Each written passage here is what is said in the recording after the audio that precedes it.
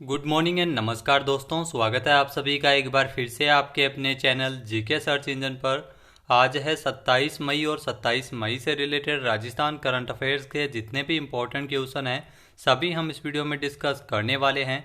तो पूरा वीडियो बहुत ध्यान से देखें और वीडियो के एंड में मैं आपसे एक क्वेश्चन पूछूंगा जिसका आंसर आपको कमेंट बॉक्स में देना है।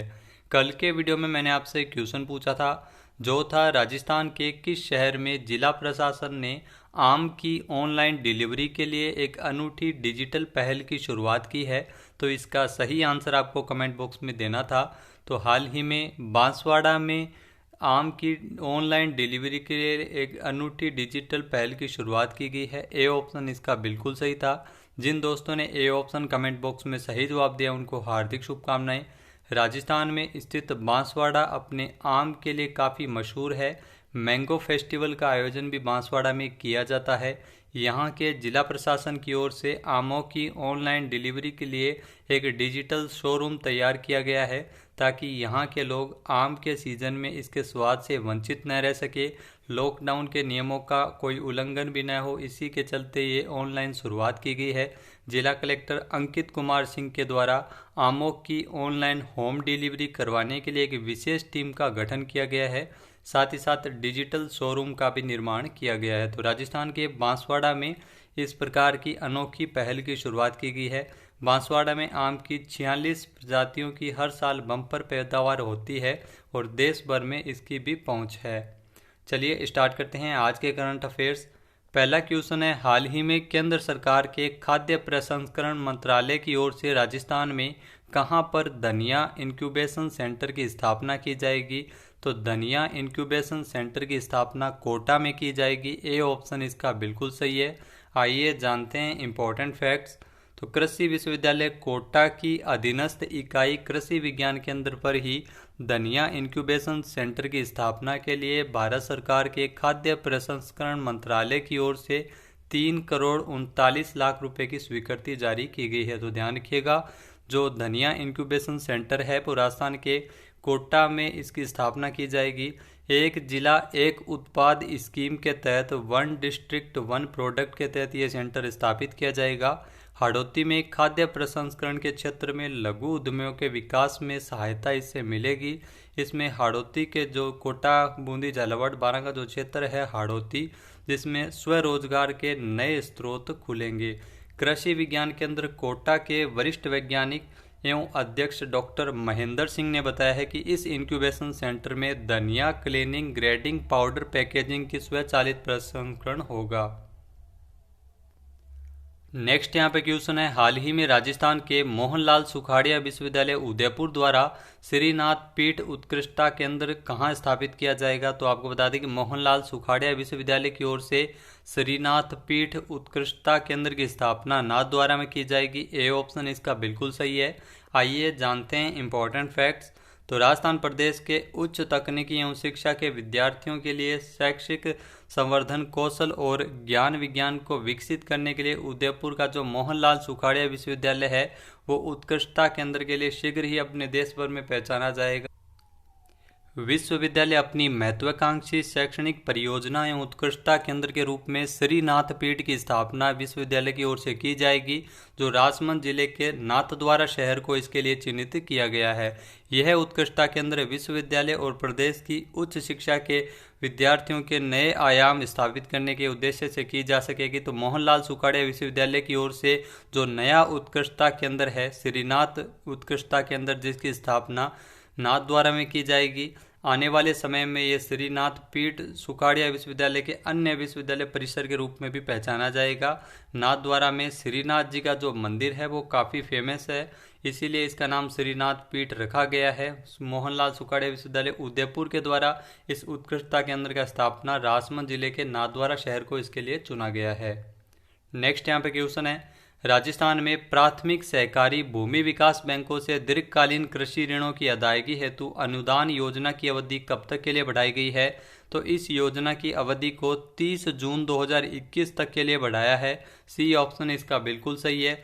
आइए जानते हैं इम्पोर्टेंट फैक्ट्स। तो सीएम अशोक गहलोत ने प्राथमिक सहकारी भूमि विकास बैंकों से दीर्घकालीन कृषि ऋणों की अदायगी के लिए 5% ब्याज अनुदान योजना की अवधि को 30 जून 2021 तक के लिए बढ़ाया है। यह योजना बढ़ी हुई अवधि के क्रम में 9.45 करोड़ रुपये का अतिरिक्त बजट भी मुख्यमंत्री अशोक गहलोत द्वारा इस प्रस्ताव को मंजूरी प्रदान की गई है।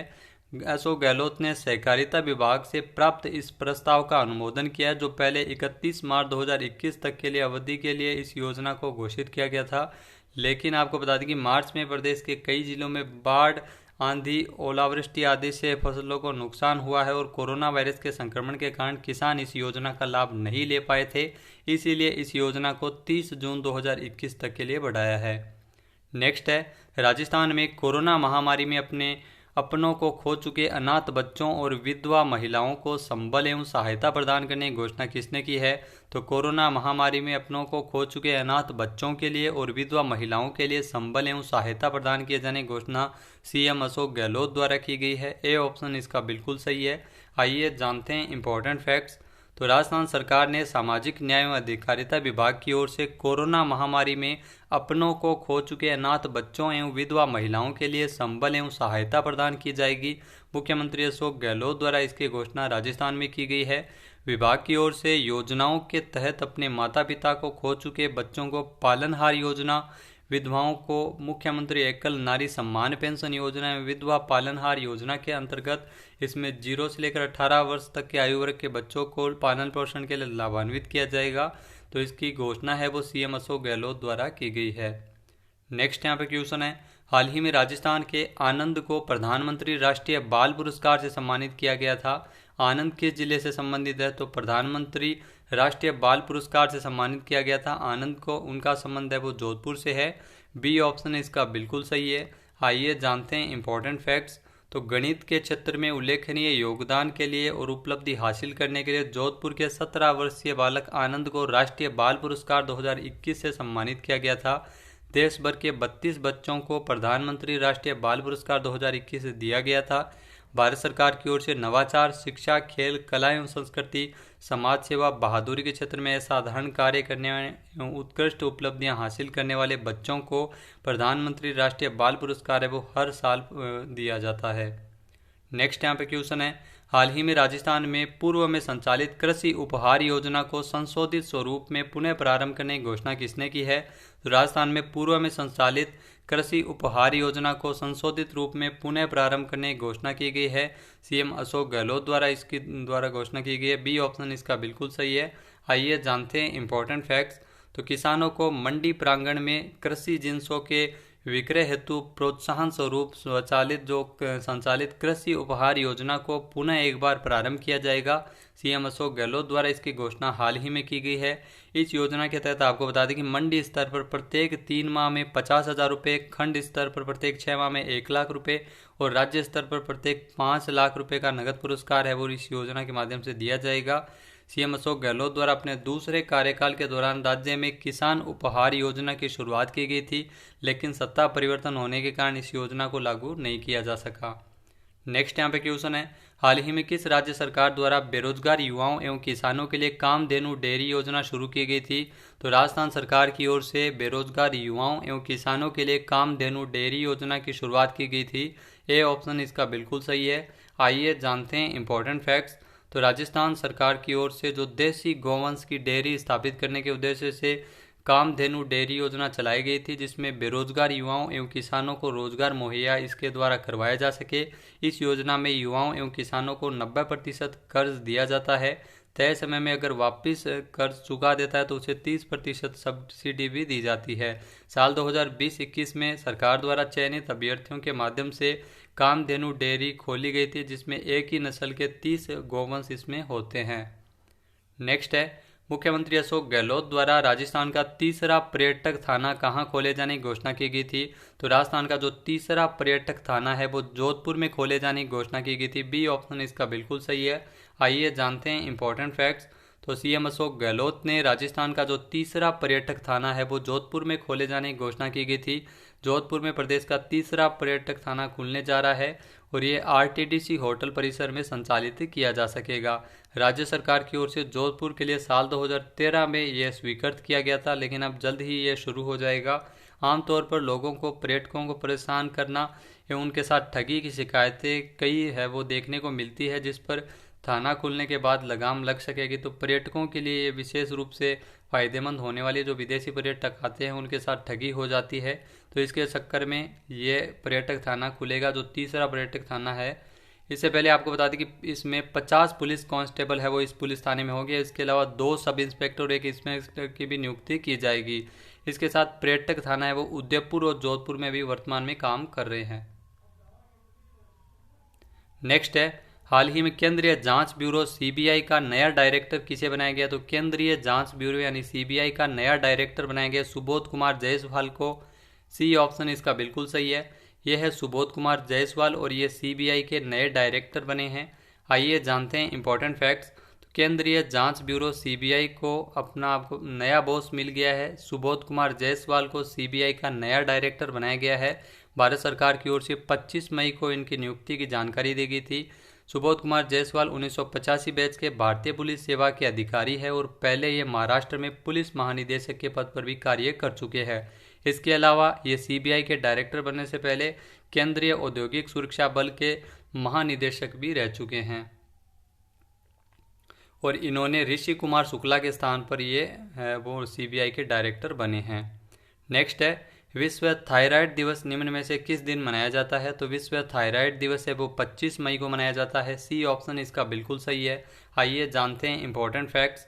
तो विश्व थायराइड दिवस है वो हर साल 25 मई को मनाते हैं। इस दिन को मनाने का उद्देश्य थायराइड के महत्व एवं थायराइड के रोगों की रोकथाम के उपचार के बारे में जागरूक करना है। थायराइड ग्रंथि के ज़्यादा या कम मात्रा में हार्मोन बनने पर थायराइड की समस्या उत्पन्न होती है, जिसकी वजह से शरीर की प्रत्येक कोशिका प्रभावित होने लगती है।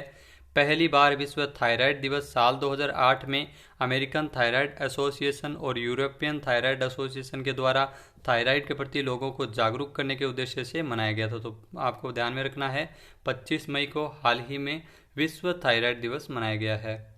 बात कर लेते हैं आज के हमारे क्विज की। तो आज का हमारा क्विज है, हाल ही में राजस्थान के चूरू जिले के किस अंतर्राष्ट्रीय स्तर के गायक लोक कलाकार का निधन हुआ है? एक बार फिर से सुनिएगा, राजस्थान के चूरू जिले के किस अंतर्राष्ट्रीय स्तर के गायक लोक कलाकार का निधन हुआ है?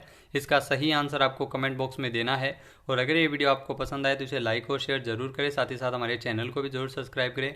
इस वीडियो की पीडीएफ फाइल आप वीडियो के डिस्क्रिप्शन बॉक्स से डाउनलोड कर सकते हैं और इस क्वेश्चन का आंसर आप वोट करके भी कर सकते हैं। वीडियो कैसा लगा कमेंट बॉक्स में ज़रूर बताएं। वीडियो को ज़्यादा से ज़्यादा शेयर करें, लाइक करें। वीडियो देखने के लिए धन्यवाद। जय हिंद, जय भारत, जय राजस्थान।